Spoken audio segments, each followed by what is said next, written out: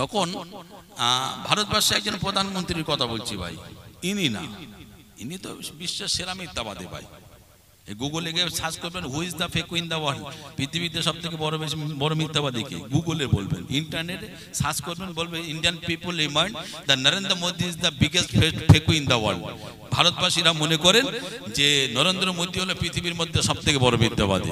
Agar মায়ে প্রধানমন্ত্রী হো, ভোটের আগে বলি না ভাই, আগার মায়ে প্রধানমন্ত্রী হো তো পেট্রোল 40 মে আহেগা, এসেছে ভাই। তখন 80 টাকার পেট্রোল, এখন 105 টাকা 26 পয়সা মনে হয় ভাই। ইনি না, তিনি ছিলেন শ্রীমতী ইন্দিরা গান্ধী ভাই, কংগ্রেস আমলের কথা বলছি। এই ইন্দিরা গান্ধী 3 দিনের জন্য একবার মিশরে গেলেন, একটা মুসলিম কান্ট্রি মিশরে গেলেন। সেই দেশে তখন প্রধানমন্ত্রী ছিলেন, লোকটার নাম হলো আব্দুল্লাহ নাসের। প্রধানমন্ত্রী প্রথম দিন যাওয়ার পরে দ্বিতীয় দিন বলছেন, ও president of India, do you want to go a মাহফিল অফ দ্য হোলি কোরআন? ও ভারতবর্ষের প্রধানমন্ত্রী ইন্দিরা গান্ধী, আপনি কি চান আমাদের একটা কোরআনের মাহফিলে যাবেন, কোরআন শোনার জন্য? আজকে আপনাদের ইফতেদাউল কোরআন হয়েছে তো ভাই, শুনে খুব ভালো লেগেছে। আবার বিকেলবেলা ফ্রাইড রাইসও খাইয়েছে। আবার শুনেছি, আমি এসে খবর নিয়েছি, আবার এই জলসা শেষে তাবারক আছে, অনেকটা টাকা খরচেরও ব্যাপার আছে। যাক, আমি দাম তুলবো না ভাই, তাবারকের জন্য আমি পয়সা যাবো না, টেনশন নেই, বাড়ি যাওয়ার দরকার নেই। আসুন। ইন্দিরা গান্ধীর সাথে সাথে বললেন, yes I am agree to go there, হ্যাঁ আমি যেতে চাই, ওখানে কোরআন শুনতে যাব। এখন আরব জগতে হয় ভাই, একটা ফাঁকা জায়গায় বা একটা স্টেডিয়াম বা হল ঘরের ভিতরে একটা ছোট্ট চৌকি, মানে তক্তপোষের উপরে কারি সাহেব কোরআন তেলাওয়াত করবেন, আর সামনে বসে সবাই বসে বসে শুনবে। ইন্দিরা গান্ধী বলছেন, আমি গেলাম কোরআন পড়ার জন্য, একজন মাইকে ছোট্ট তক্তপোষে, এরা মাইক্রোফোনের সামনে বসে আছেন, গিয়ে আমার মনটা খারাপ হলো, কেন আমার বসার জায়গা বা আমরা বসবো, আমি একটা ভারতবর্ষের প্রধানমন্ত্রী, বসার জন্য নিচে চট পাতা রয়েছে। বোঝা গেল ভাই, মন খারাপ হবে না, হওয়াটা স্বাভাবিক। আজকে যারা আপনার ধুলো মাখা কালো চটের উপরে যারা বসে আছেন, অনেকের বাড়ি 20-30 হাজার টাকা দামের সোফা রয়েছে বসার জন্য, ঠিক কিনা বলুন? অনেকের বাড়ি সেগুন কাঠে 70-80 হাজার টাকা দামের খাট রয়েছে, অনেকের বাড়ি মার্বেল বসানো রয়েছে, তবুও এই ধুলো মাখা চটের উপরে বসে আছেন একটাই কারণ, আল্লাহ আর তার নবীর ভালোবাসায়। জোরে বলা যাবে না? তবে ইন্দিরা গান্ধী বললেন, পরেক্ষণে আমার মনটা ভালো হয়ে গেল, দেখলাম সেই দেশের প্রধানমন্ত্রী আব্দুল্লাহ নাসের নিজে বসে গেছে, সেই দেশের ভ্যানওয়ালা রিক্সাওয়ালা সব মানুষ এক জায়গায় বসে গেছে। এই যে সবাই আমরা সমান, এই সাম্যের ব্যাপারটা ইসলামে দারুণ আছে। আমিও বসে গেলাম, আর কোরআন পড়ার জন্য একটা লোক মাইক্রোফোনের সামনে বসে আছেন। এই নবীর উম্মতেরা, ও জওয়ানেরা, যুবকেরা, মায়েরা, বোনেরা, বেটিরা, শুনুন, মাইক্রোফোনের সামনে যে কারি সাহেব বসে আছেন, উনি অন্য কেউ ছিলেন না, উনি ছিলেন জগৎ বিখ্যাত কারি, নাম তার হলো কারি আব্দুল বাসিত। 80-র দশকে ভাই একজন বিখ্যাত কারি, তখন ফোন এরকম ইউটিউবে অ্যাভেলেবেল হয়নি, তো 2-1 সিডি চালাতো টিভিতে, আমি দেখেছি ভাই। কিরকম?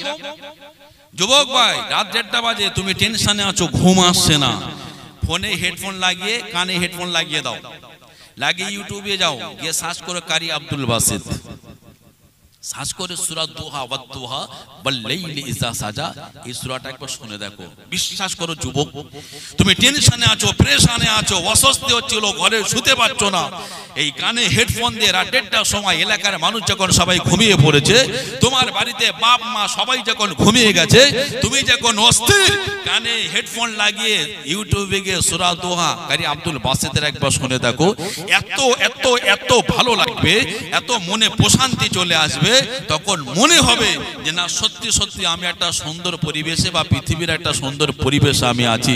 আরেকবার জোরে হবে না সুবহানাল্লাহ? কারি আব্দুল বাসিত উনি আল্লাহর নাম নিয়ে কোরআন পড়া শুরু করলেন। এই নবীর উম্মতেরা, ও মায়েরা, বোনেরা, বেটিরা, কারি আব্দুল বাসিত আল্লাহর নাম নিয়ে সূরা ফাতিহাটা শুরু করলেন। সূরা বাকারার কিছু আয়াত পাঠ তেলাওয়াত করলেন। এ নবীর উম্মতেরা, এমনি ভাবে পড়তে পড়তে 27 পারা সূরা রহমানটা ধরেছেন। কিছুক্ষণের মধ্যে দেখতে পাওয়া যায় আমার ভারতবর্ষের প্রধানমন্ত্রী ইন্দিরা গান্ধী বসে বসে কোরআন শোনেন। সূরা রহমান শুনতে শুনতে আমার ইন্দিরা গান্ধীর চোখ দিয়ে টপ টপ করে পানি গড়িয়ে যায়। ওই এদিকে কোরআনের আলোচনা হচ্ছে, আর ওদিকে বাজারে যুবক ছেলে ফিল্ডিং এ দাঁড়িয়ে আছে, 30 টাকার ফুচকা যাক যদি একটা হোয়াটসঅ্যাপ নাম্বার হয়, বোঝা যায়নি ভাই? আর ইন্দিরা গান্ধী যার ঘরে কোরআন ছিল না, যে নিজে মুসলমান ছিল না, ভারতবর্ষের এত বড় একজন প্রতিনিধি প্রেসিডেন্ট হওয়া সত্ত্বেও কারি আব্দুল বাসেতের কেরা শোনার সঙ্গে সঙ্গে তার চোখ দিয়ে টিয়ার্স অফ আই, চোখের পানিটা গড়িয়ে যাচ্ছে। কোরআন তেলাওয়াত শেষ, সবাই উঠে চলে যাচ্ছে, ইন্দিরা গান্ধী একভাবে কারি সাহেবের দিকে তাকিয়ে আছেন, আর চোখের পানির রেখাটা তখন নাকের দুই ধার দিয়ে এরকম এগিয়ে এসেছে।